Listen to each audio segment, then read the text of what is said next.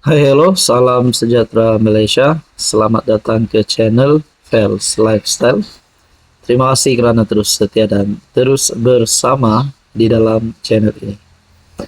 Saudara-saudara, saya melihat dalam satu artikel, satu berita yang menyebut pas dan bersatu, bercakaran.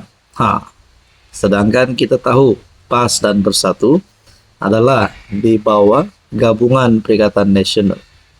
Pas dipimpin Hadi Awang, manakala bersatu dipimpin Muhyiddin Yassin. Apa sebenarnya berlaku di antara kedua-dua parti ini? Adakah mereka bercakaran ini akan menyebabkan kepada pembubaran PN ataupun menyebabkan perpecahan di antara kedua-dua parti tersebut? Pertembungan dalaman bersatu, cobaan pas main kayu tiga. Dua-dua bercakaran di Perak menurut artikel daripada Harapan Daily. Setiausaha Amanah Perak Salman Saleh mendedahkan pertembungan dalaman bersatu Perak, cobaan pas bermain kayu tiga, dan percakaran antara dua parti utama PN dalam kempen PRK Air Kuning.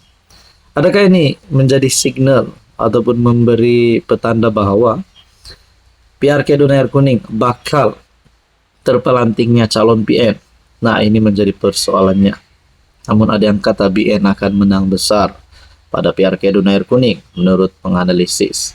Nah, kita teruskan dalam artikel berita ini. Pertembungan dalaman yang dimaksudkan melibatkan Naib Presiden Bersatu Datuk Seri Ahmad Faizal Azumu ataupun lebih dikenali sebagai Peja, dan Adun Sungai Manik Zainul Fadzi. Faizal Azumu juga pengurusi PN Perak. Pergaduhan antara Peja dan Adun Sungai Manik Zainul Fadzi bukan lagi rahasia. Zainul melepaskan jawatan sebagai Setiausaha Bersatu Perak selepas berlaku perbalahan dengan Faizal. Dan semalam secara terbuka melalui satu hantaran di FB, menempelak seorang Mr. P yang secara umum difahami ditujukan kepada Faizal sendiri. Dalam hantaran tersebut, Zainul menyuarakan kekecewaan terhadap sikap tamak dan perebutan kuasa dalam partinya sendiri. Lebih memburukkan keadaan. Hari ini PN Perak menghantar surat rasmi kepada Speaker Dun untuk menukar tempat duduk Zainul dalam Dewan. Ini bukan lagi kabar angin. Ia pengesahan rasmi bahwa krisis dalaman bersatu sedang berlaku secara terbuka dan memalukan. Salman turut mendedahkan pergolakan di dalam PAS dan cobaan PAS untuk bermain kayu tiga, ekoran kedudukan bersatu yang lemah. PAS juga bergolak dan tidak ada hala tuju di peringkat kepimpinan negeri. Razman Zakaria ketika ini sedang digantung jawatan Pesuruhjaya PAS Perak kerana tindak tanduk dan kenyataan fitnah yang mencetuskan ketegangan. Keputusan ini memeningkan ahli dan penyokong dan mencerminkan betapa PAS Perak kini sedang dalam krisis keyakinan dan kepimpinan. Jelas sekali, kedua-dua parti utama dalam PN Perak, Bersatu dan PAS sedang bermasalah, bercakaran, dan hilang arah. Dalam keadaan gabungan sendiri tidak stabil, bagaimana mereka mahu tampil ke hadapan untuk kononnya membawa kestabilan kepada rakyat Air Kuning. Lebih mengejutkan, dalam saat bersatu runtuh, PAS pula ambil pendekatan lunak terhadap UMNO. Tidak ada serangan yang jelas, sebaliknya peluru dihalah kepada DAP dan Amanah. Penganalisis politik mula menyebut PAS sedang berkira-kira jika perlu berpatah balik, mereka bersedia buat apa saja. Inilah politik main kayu tiga. Bila kawan goyah, musuh lama pun mula dirayu. Prinsip tidak penting, yang penting kuasa, menurut artikel ini. Adakah ini sedikit sebanyak akan membawa kepada kejatuhan PN? Ataupun lebih exact, kejatuhan Muhyiddin Yassin sebagai pengurusi PN? Adakah ini boleh menjadi penyebab kepada perpecahan PAS dan Bersatu? Ataupun lebih khusus PN?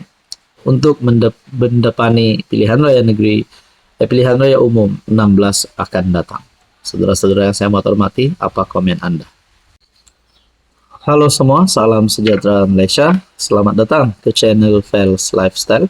Terima kasih kerana terus setia dan terus bersama di dalam channel ini. tuan-tuan dan puan yang saya hormati. Sekali lagi, timbul semula cerita tentang rombakan kabinet. Sudah pernah berlaku rombakan kabinet di bawah pimpinan Anwar Ibrahim dalam kerajaan perpaduan ataupun kerajaan Madani. Sudah pernah berlaku rombakan kabinet. Mungkin ada di luar sana ataupun Anda yang sedang menonton video ini tertanya-tanya, adakah selepas ini bakal berlaku rombakan kabinet lagi sebelum pilihan raya umum ke-16? Saudara-saudara, tidak lain dan tidak bukan kita menantikan pengumuman resmi sendiri daripada PM Anwar Ibrahim. Nah, menurut artikel daripada FMT, tiada rombakan kabinet lepas pemilihan PKR, kata Anwar.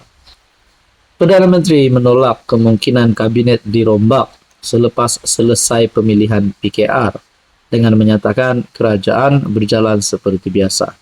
Mungkinkah selepas pemilihan PKR beberapa nama yang naik dan beberapa nama besar yang downgrade ataupun turun, tidak terpilih, boleh menyebabkan berlakunya rombakan kabinet. Ataupun mungkin ada menteri PKR kah mungkin, ataupun lebih umum Menteri UMNO bakal dipecat. Jawabannya adalah tidak, karena menurut Anwar sendiri tiada rombakan kabinet lepas pemilihan PKR.